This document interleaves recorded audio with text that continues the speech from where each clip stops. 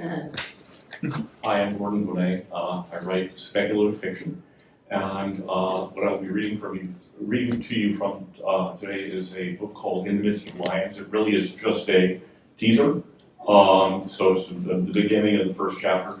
If you like it, it's part of a trilogy. It does work as a standalone, but if you like it, there's a second and third book. So this is just the beginning of In the Midst of Lions.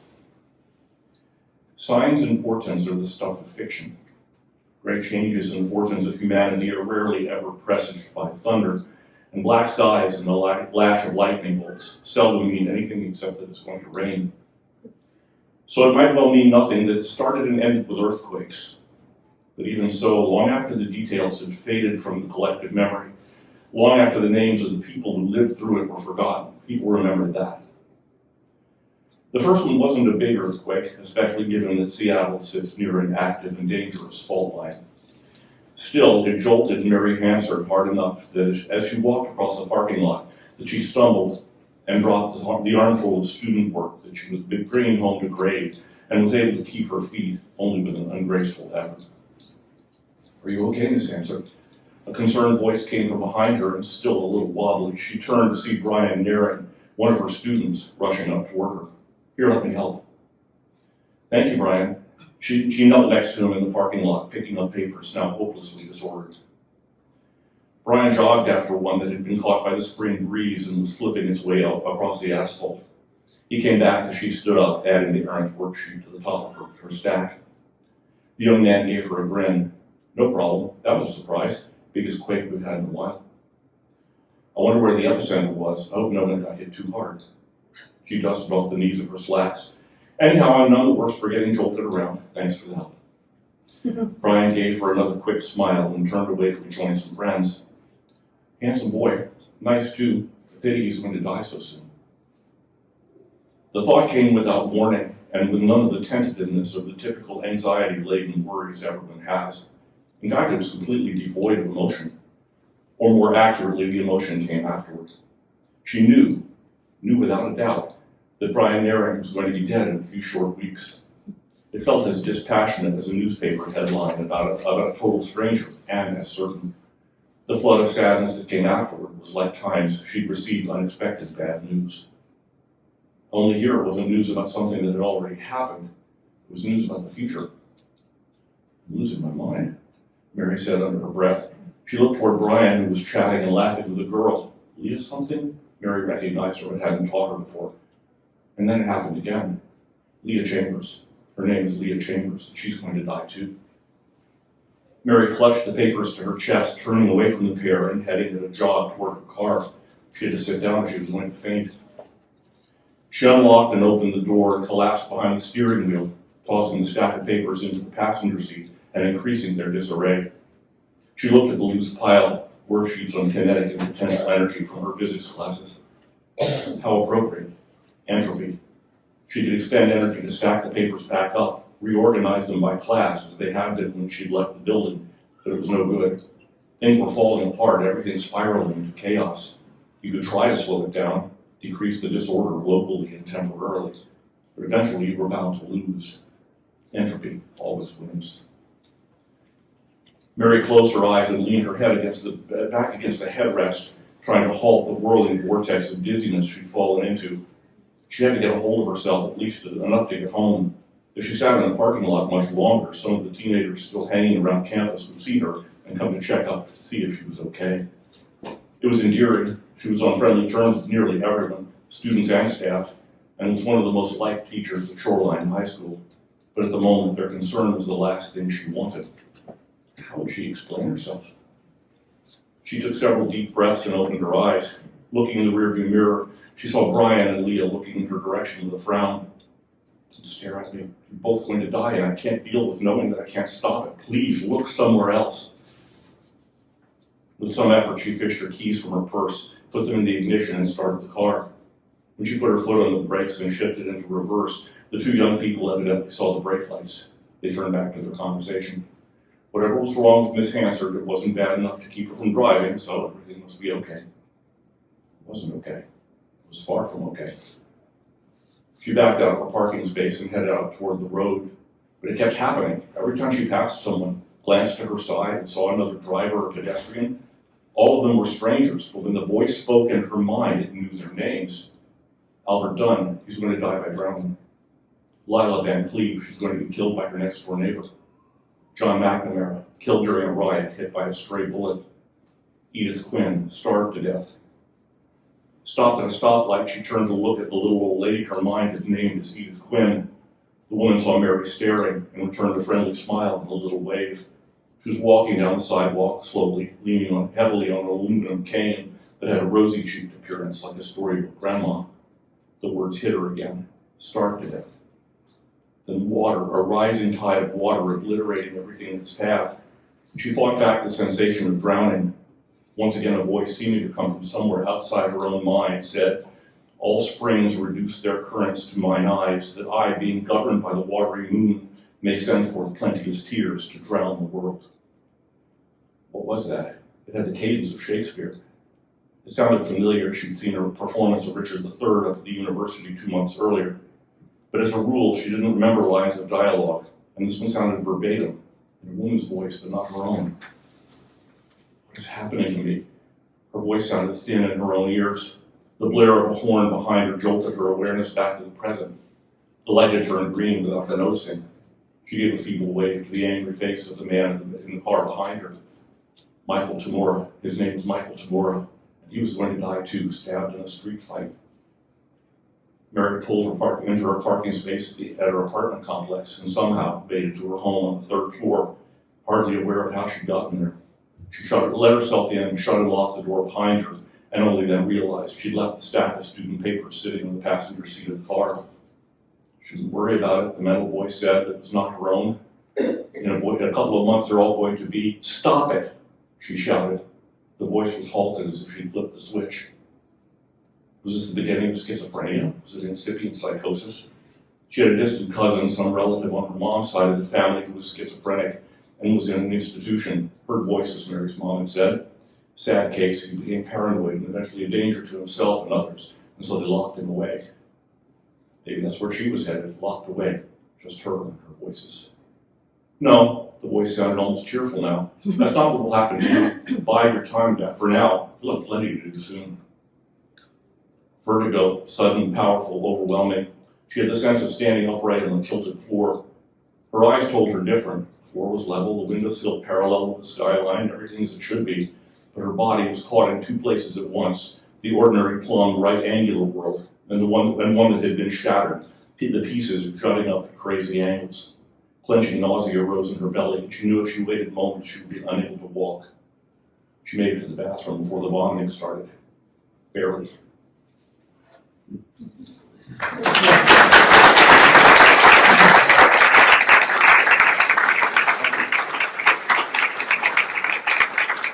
All my stories center around people who are totally ordinary folks caught in completely unordinary situations. And so this trilogy is very much about this. So thank you for your attention.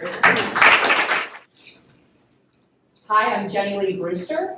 I'm an artist who works in various forms and often in community. I'm going to read from the beginning of my in-progress memoir about trauma, art, and landscape. And the perspective I'm writing from is 2021. Growing up in the 1980s, my twin and I would stand tiptoe on the cracked leather burgundy sofa in Dad's den and grab his World War II helmet down off the shelf where it rested next to his father's from World War I. We would put our fingers in the hole where a bullet pierced the metal and ricocheted off our father's skull. Then, with some friend in tow, we ran to the family room where Dad sat in his chair by the wood-burning stove.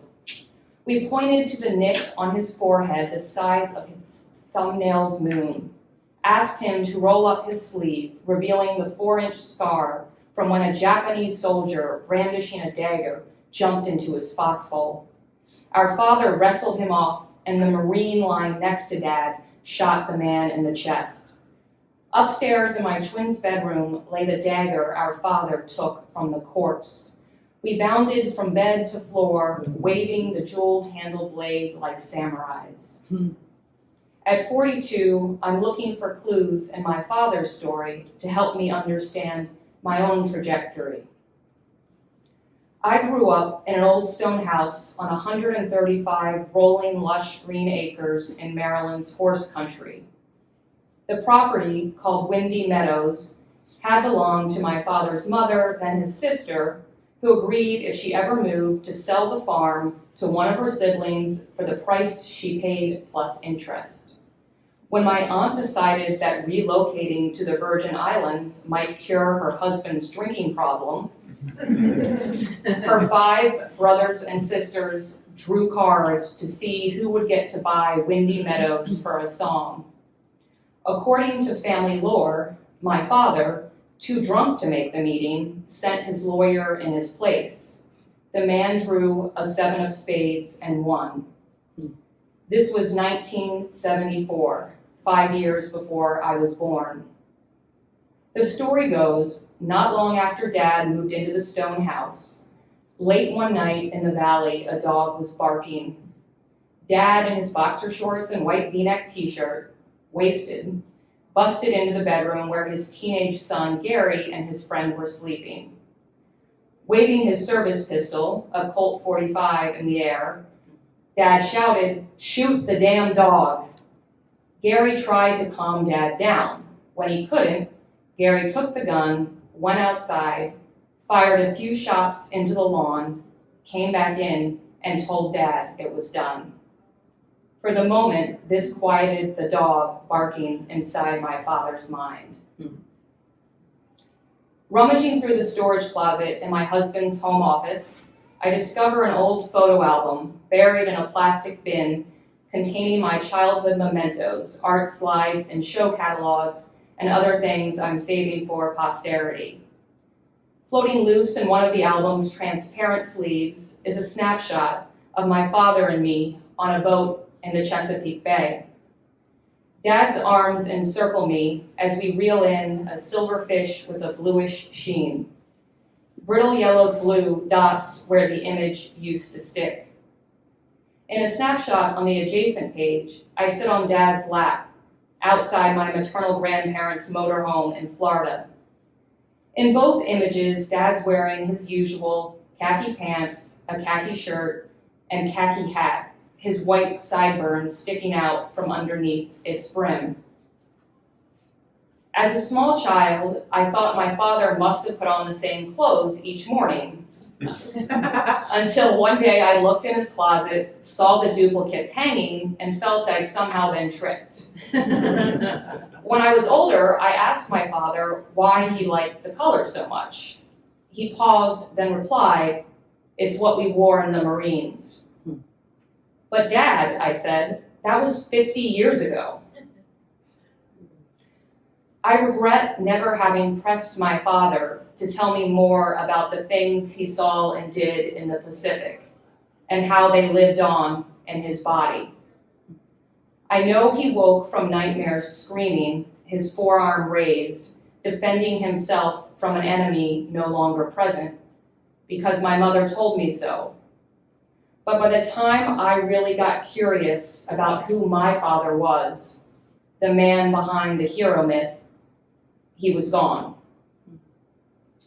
I closed the storage closet and walked through my husband's office into the living room, where I sit on our gray crate and barrel sofa, the first piece of furniture we picked out together 7 years ago. Since then, it's become a hobby of ours, selecting new furniture and art to fill our apartment so that it feels more and more like our home and not the place he lived and raised 2 daughters with his wife of 30 years. My husband is 25 years older than me.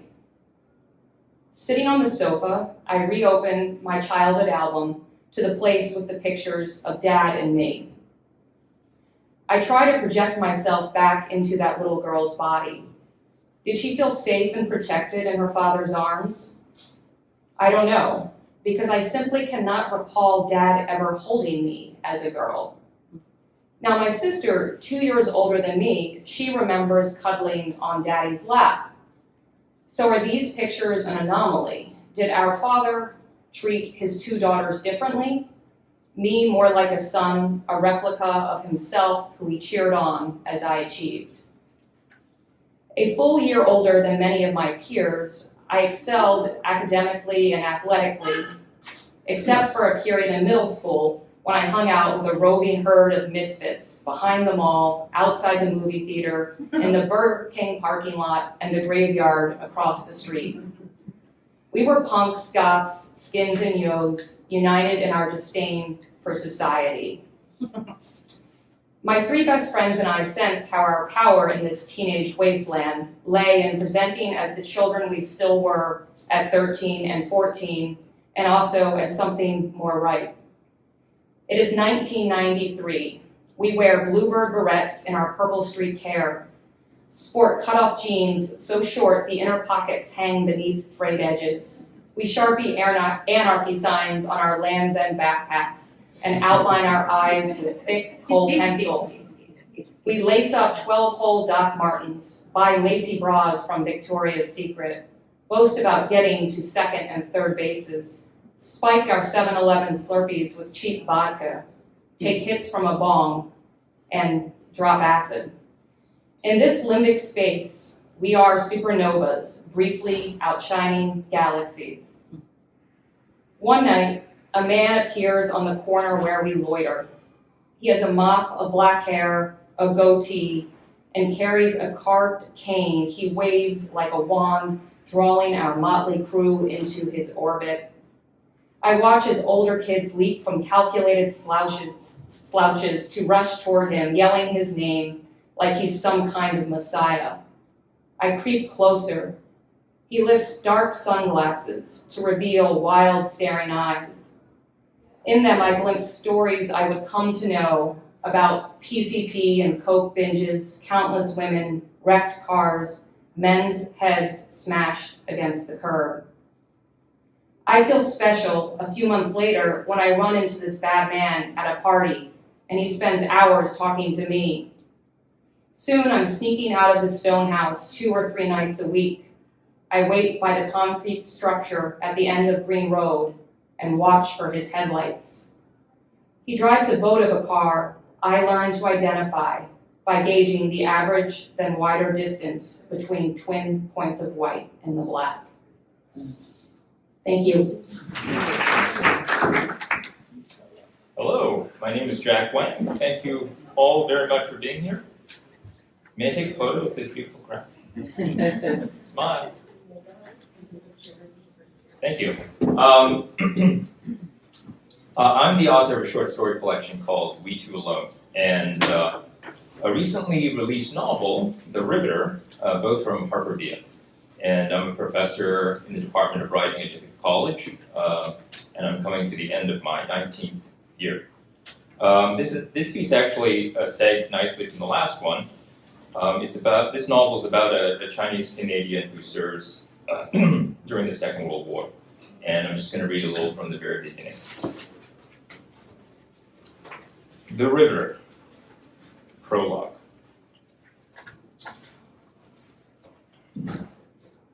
For their final meal, the men had feasted on mutton and pork, and now they were sorry. All that food sat roiling inside them as their transport plane, an Albemarle, pitched and rolled in the dark. A night of buffeting winds, plus the wash of other Albemarles flying in formation. Every so often the plane would drop and their stomachs would lurch. During field exercises, the same man had always been first to retch, but in an unusual show of restraint, he had traded his dinner for cigarettes. Now they all waited to see who would do the honors instead. The men had to squat on the floor of the cabin, under the weight of all their gear, the parachutes and the leg kit bags, every conceivable pocket crammed full of ammunition. With every dip and roll, they fought to stay upright. The whole plane roared with the gargling drone of the engines and stank of oil and gas and human tinctures, body odor, bad breath, and effluvium from all that mutton and pork, not to mention a miasma of cigarette smoke. Soon, it would smell even worse. Josiah Chang had an iron stomach, but even he had to close his eyes to settle the waves of nausea.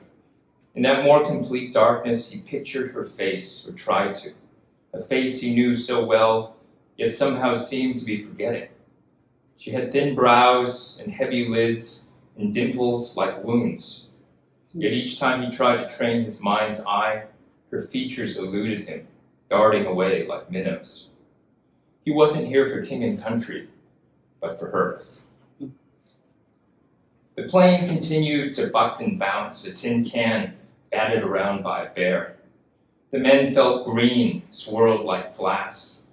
It was only a matter of time before someone lost it, and sure enough, someone did, though it wasn't clear who. And the spatter, and the taint, and the endless motion proved too much for the man beside him, and the one after that, and so came the chain reaction, men falling like dominoes, until the whole cabin was filled with a violent gastric stench. Only a few managed to find their air sickness bags in time. As the plane staggered, runnels of vomit slid across the floor. When the gruel lapped his boots, Josiah tasted bile, but managed to choke it down. The Albemarles flew in threes, arrowheads whistling through the dark, arrow upon arrow, one after another, a magnificent storm, an armada. To avoid detection, they flew low, skimming the ocean. To achieve surprise, they had shied away from the target before wheeling around and taking an indirect approach, prolonging the flight. Men were cramping, their muscles on fire. They longed to stand, to stretch out the pain, to throw themselves out of that fuselage with all possible haste. From somewhere came the distant sound of thunder. The floor door opened, letting in a bracing rush of air, the cleansing breath of God himself, which meant they were nearing the coast of France, Normandy. The plane began to shed altitude. Every man was alone now, in the silent vault of his skull, indulging whatever gave him succor, memory, prayer, incantation. Josiah thought of her, wanted desperately to see her again. But even if he made it through this, would she still be his? Outside, kettle drums sounded, a menacing overture, and the windows began to flash white. The fighter escort had engaged, the whining dive of engines, the prattle of machine gun fire. And all the while, those drums. Boom, boom, boom. The red light came on, casting its oddly sensual glow. The jumpmaster ordered the men to hook up, and they clipped their static lines to the cable that ran the length of the cabin. Josiah was at the back of the plane, 10 out of 10 in the stick. He would be last man out. The sky began to fill with bursting black clouds of anti-aircraft fire. To the forces already battering them, the wind and the wash, was now added the spanking of flak. The plane jounced, and pieces of shrapnel tore through the cabin, through the tender membranes of the floor and the ceiling, leaving holes that emitted weird beams of light. But somehow no one was hit. In the carnival of chance that was war, their luck was holding. But the crucible was getting hot, and pilots were already panicking, peeling off or climbing away from danger. This wasn't going to be the orderly drop of exercises with a maximum number of men in the smallest possible space. No, they were going to be scattered all over the fucking place. But their pilot was holding steady, obeying orders. His only concession to fear was speed. He wasn't slowing down, at least not yet. Still, Josiah felt himself sending the man a badge of respect. At last, the light turned green, and the jumpmaster yelled, "Go!" And the first man dropped down into the void, and the next, from alternating sides of the hatch. Through the windows, Josiah saw the familiar bloom of jellyfish, a massive swarm in the strobing light. It was all he could do to keep cadence, not push and shove and bum rush the door just to be out there. Halfway through the stick, the plane got rocked. The men good and tossed. Josiah's helmet struck something hard.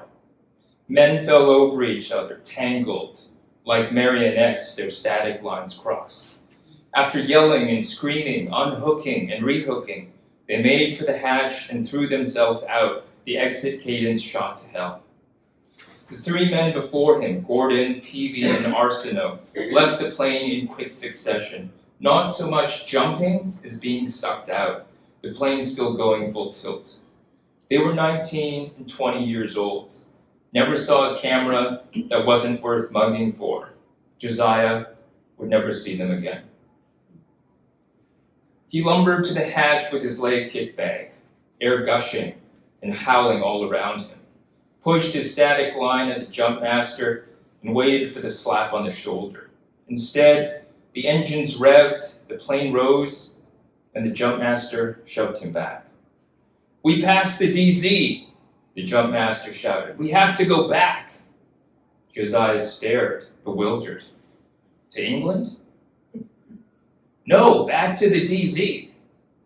His mind reeled. They were going to circle back? Do all that again? At that moment, the plane was rocked a second time. Josiah was slammed to one side and fell on his back, head snapping against the floor. After blinking at the ceiling, those holes winking with light, he managed to get to his knees, but the jump master was nowhere to be found. He had fallen through the hatch. The windows flickered orange and the cabin filled with thick black smoke. Only now did Josiah understand why their training instructor had made them practice blindfolded. With eyes closed, he groped for the floor door on his hands and knees, choking on burning oil and metal. The plane was banking, and he struggled for purchase, slipping on gruel. When he felt a blast of air, he stretched out his arms, caught the lip of the hatch, and flung himself out. Thank you.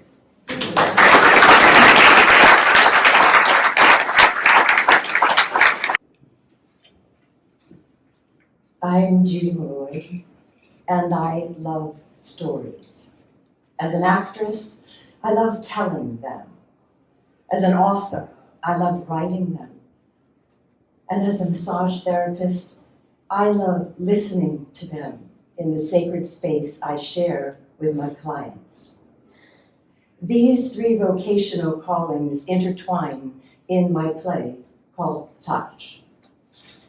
The excerpt I'll be reading today was my invitation to become a healer in a world filled with pain. The scene opens just as a train is leaving the station. Oh, crap. Of course, the perfect ending to this hideous day. An incredibly average audition for a show that isn't even right for me. And now, a long wait in the bowels of the New York subway on a hot, muggy August afternoon. Ugh, a vile smell hits my nostrils. It's not the familiar New York summer blend of sweat and baked urine. This is something much more repulsive. I walk round a staircase in the middle of the platform and see a group of people gathering in a makeshift circle. I immediately imagine the worst. Someone is dead. Why else would everybody miss the train? Oh, I secure my backpack in front of my body and I gently elbow my way in.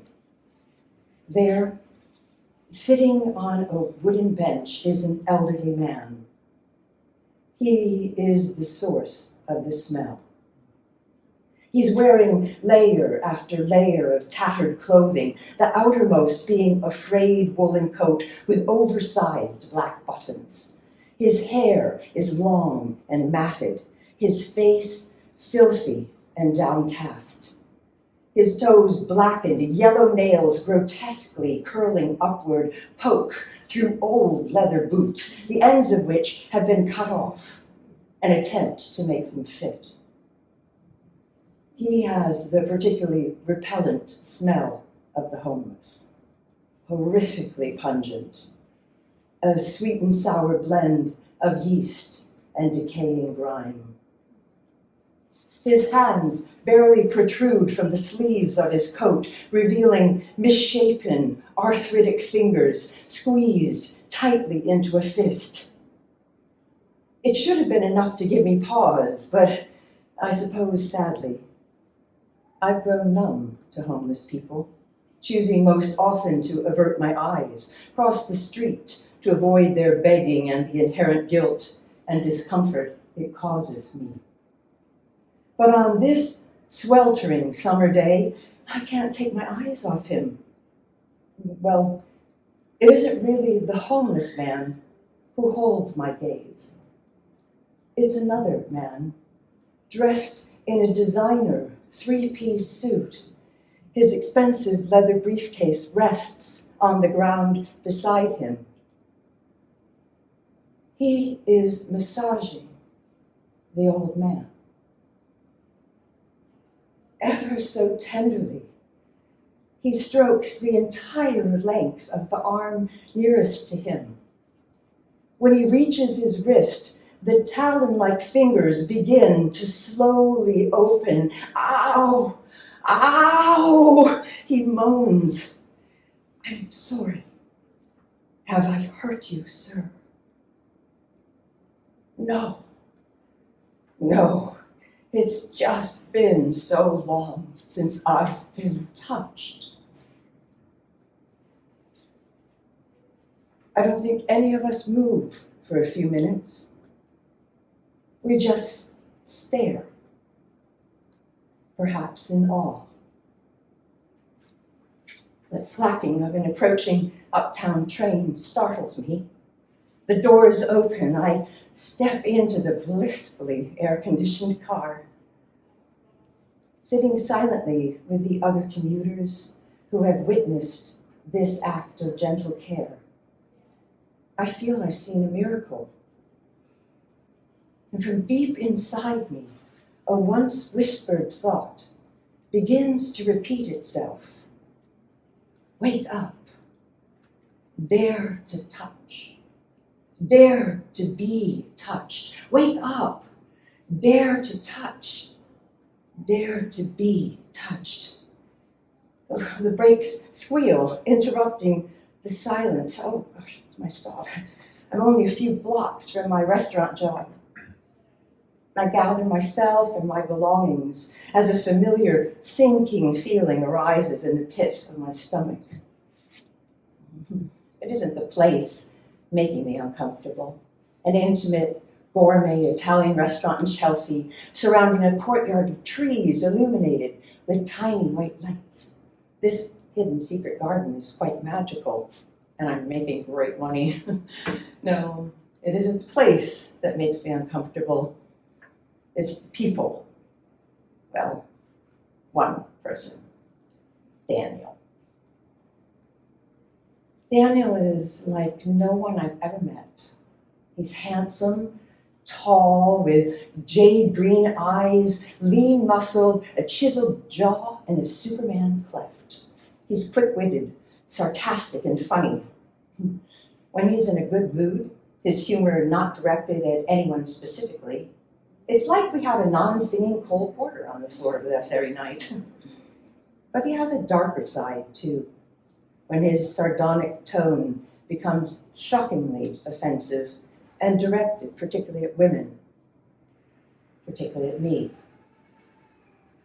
One night in the kitchen, he smirks and loudly asks, "Hey, does this seafood stew smell like your crotch after a dance class?" I feel sick every shift.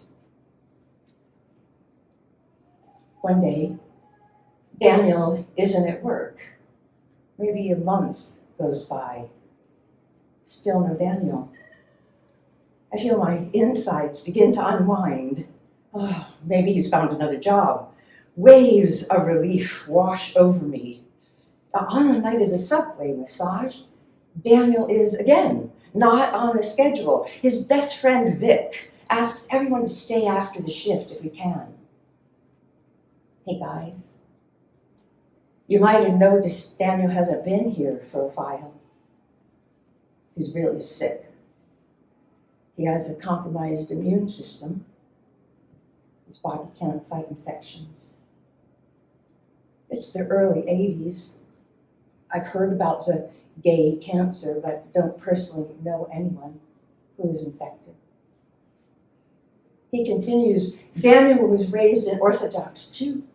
When he told his parents he was gay and probably going to die from this disease, they disowned him, cut him off.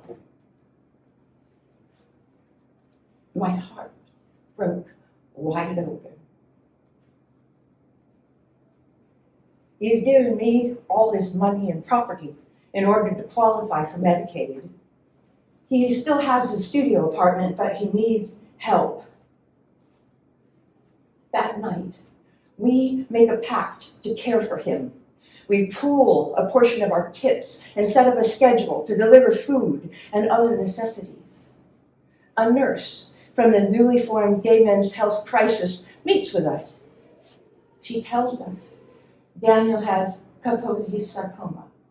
His skin has multiple cancerous lesions, which sometimes ooze fluids. Protective gloves are always required. A litany of what is and isn't safe follows. No rimming. What is that? Use a condom with penetration. Wear a dental dam with oral sex. She ends up with an emphatic, and of course, no golden showers. I wonder what could possibly be dangerous about yellow tiles in bathrooms. I lived a very sheltered.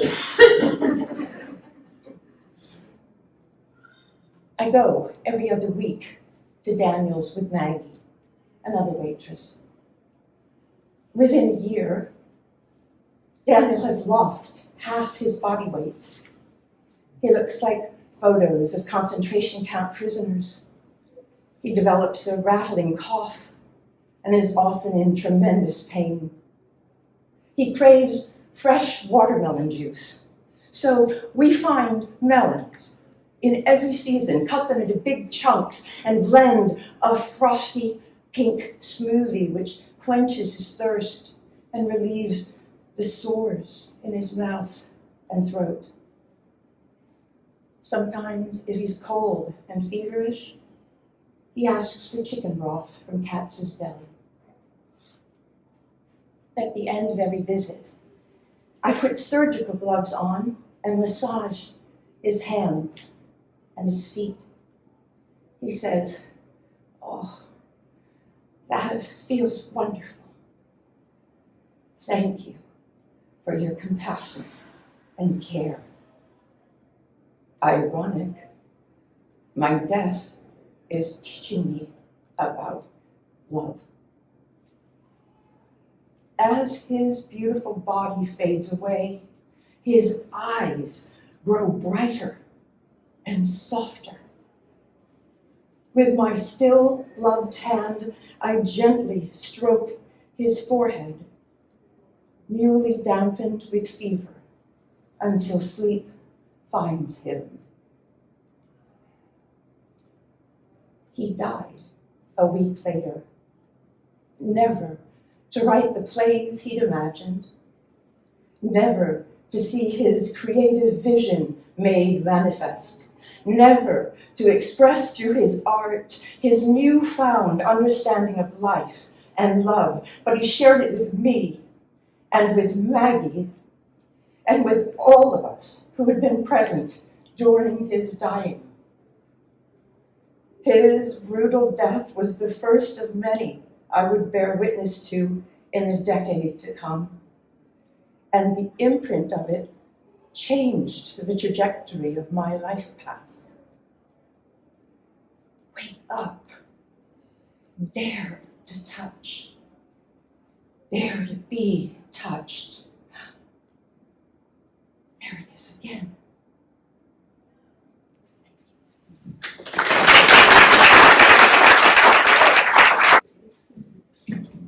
Thank you, Judy. Hi, I'm Alida. I have mainly written fiction in this lifetime so far, but since having a baby, I have started writing poetry because it's what I have time for. So I'm going to read 3 poems today, and they all have to do with mothers, because it's Mother's Day, although they might be sort of anti-Mother's Day poems. And the first 2 are about my mom, and the last one is about being a mom. So this one is called Mom's in Rehab and I'm at a beach party with my dog. And it's dedicated to my dog. Okay. I'm 16 and my ears are ringing, and no one needs to know about Mom's drinking, and the hole in our roof, and the vines creeping in through the windows, and the ants that march across the keyboard of our Windows 97 as I write papers on Beowulf and Wuthering Heights. And no one needs to know about the long walks I take with my dog late at night, and how it's all fine, really, because by the time we get home, Mom's asleep. And no one needs to know about the way, when she's passed out naked on the futon, the back of her throat makes a soft click at the top of every inhale. And the way she bit that cop at the restaurant, and her name in the court report, and the furniture breaking down in our yard. Because tonight, at this party, my dog and I are strangers. Moon's up, college boys jump through the fire, waves fold softly into themselves. I swiped a beer from someone's 12-pack, only I can't drink it, because I don't have a bottle opener, and I'm not asking any questions tonight. Not even, hey, can you open this? But my dog's doing wonderfully. Partygoers rub her velvet ears and coo, who's a good dog, who's a good dog? She licks their hands and leans against their shins, and I'm jealous, but more than that, I'm proud of her, for getting along so well with that girl with the chunky necklace, and the boy with his grateful hand moving up and down her spine.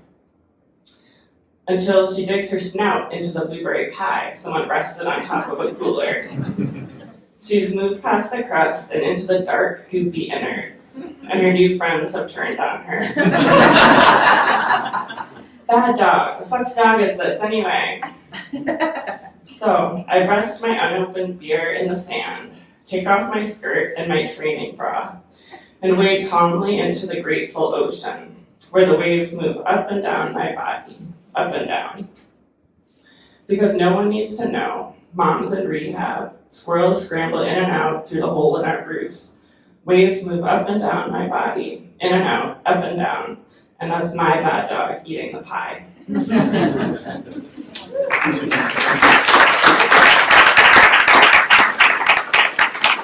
This one is based on a conversation I had with my mom just a few months ago. It's called Advanced Planning. I don't want to cause any trouble, my mom says. Lord knows I've made enough trouble for you in this life. No cremation, no embalming. Don't even wrap me in an old quilt. Give the quilt to a homeless dog and take my body up in a cargo plane. Fly me over the Nantucket Sound. Push me out the trapdoor. She smiles, picturing herself falling, dead. Does it have to be a cargo plane? Why not a boat, I say? If it's a water burial you're after, couldn't I push you off a boat? I never get to fly, she says. You never take me anywhere.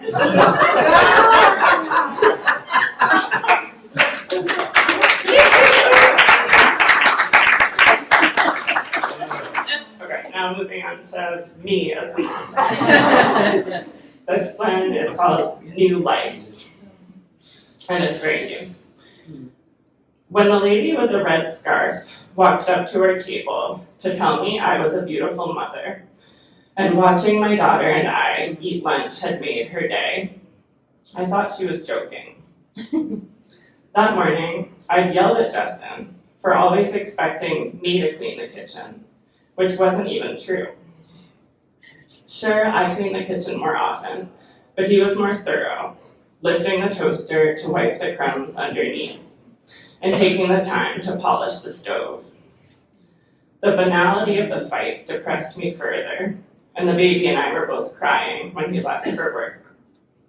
Worse, I had not enjoyed the meal I just shared with her. She's up there crying right now. Our sandwich was greasy, and I wished I was sitting alone with my notebook and pencil, mind aflame with thrilling thoughts, morphing into brilliant phrases. But when I ventured into the diaper bag to retrieve said notebook and pencil, my daughter crumpled my page, grabbed my pencil, and laughed, which was more than enough to convince me to forget about writing for now, and probably for the next decade. As I sat there sipping my second cup of coffee, daughter stabbing my arm with my pencil, I'd been missing the old days, when I'd been known to spend entire mornings dicking around with commas. Had the lady missed all this? Maybe not. Maybe it wasn't so much watching us eat that had cheered her, but the way I'd been such a good sport about the stabbing. Jumping in my chair and throwing my head back every time the point of the pencil made contact with my skin. And this beautiful baby, clapping her tiny hands at my only slightly exaggerated anguish. It was the kind of performance I myself would have once enjoyed.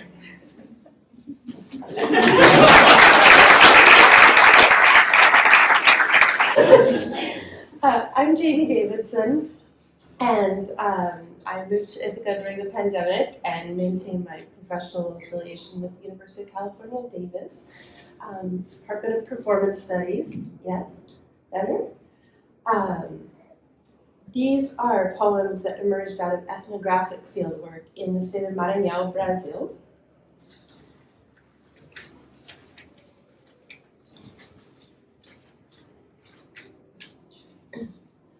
Você fuma? Do you smoke? Asked the man on the boat. I answer him, no, and he gathers my hands in his. Could you talk louder? Yes, how's that? Better, but the microphone's I'm so microphonophobic. okay. Okay. Great. Você fuma? Do you smoke? Asked the man on the boat. I answer him, no, and he gathers my hands in his, examining my fingers for yellow stains. He determines that I'm not a liar. The next is called meaning floorboards, but it's got several letters missing from the title. He who endures the overland journey and disembarks at the last crossroads encounters a village on high stilts. Upon entering one such stilted structure, the traveler suffers vertigo as the ground peers up through worn floorboards at his tingling feet, and he begins to desire to be aboard a solid-bottomed boat. And the last is called Ilha dos Encantados, and in this I retain several Portuguese words for texture. And the first is guará, which are the scarlet ibis. They're these bright pink birds that eat caranguejos, which are little crabs, and that's what gives them their color. Another word that comes up is encantados, which are enchanted entities that are part of the African-derived and indigenous religious complex of ideas. And terreiro, which is the space of worship. And cavaletas are the drums that are played in that region and in the ceremonies within the terreiros. Ilha dos Encantados. One approaches Ilha dos Encantados only by water, and then only if a boat should by chance appear, which is a rare occurrence. The landscape, a half dozen hours on the water, depending on the wind, our navigator plays the lines of the sail like a harp, for no less a virtuoso is he. Implausibly pink against the cerulean sky, Guara take flight, their startling hue deriving from a diet of caranguejos, feathers, once capes of Tupiniquin chiefs. Its far-flung location having rendered it insular, the enchanted island is a land of albinos. A boy perched in a tree gapes at the stranger and dangles a pale foot. And if you ask anyone who knows, encantados exist. They reside in bodies of water, at the bottoms of wells, for example. But the island's name would seem to imply its inhabitants, distinguished by their rare appearance, are also among the enchanted. They reside in simple houses of wooden planks through which wind and light come and go freely, and with roofs of thatch, corrugated zinc or terracotta. Outside latrines resemble stick forts. There's a house of school teachers where children linger in doorways, watching, waiting. And there's a tejero, its light blue paint faded and chipped. Below, sun-bleached prints of saints, a pair of oblong cavaletas too rarely played, repose horizontally. Reclining, they ease out of tune. The island's horizon is the work of Sisyphean sculptors and shape-shifting winds, more behaviors than locations. The dunes elude mapping. They are both continuous and unenduring, repetition without replication, a panorama of perpetual rehearsals. The landscape plays out infinite possibilities, possibly infinitely plain. Entire shimmering lakes appear and disappear, splendid and lucent events surrounded by white sand waves. Women wander in the nearest of these ephemeral pools, resting pails on protruding hips. Ilha dos Encantados boasts no streets, nor even dirt roads. Only footpaths meander through low vegetation in the sand, their circuitous routes telling of the inhabitants' relationship to time, of which there's always enough, so that the question of how much there is never arises. And if the traveler were ever to become fully at ease with meandering paths through shifting landscapes, he would no longer feel the need to depart, having thus become enchanted.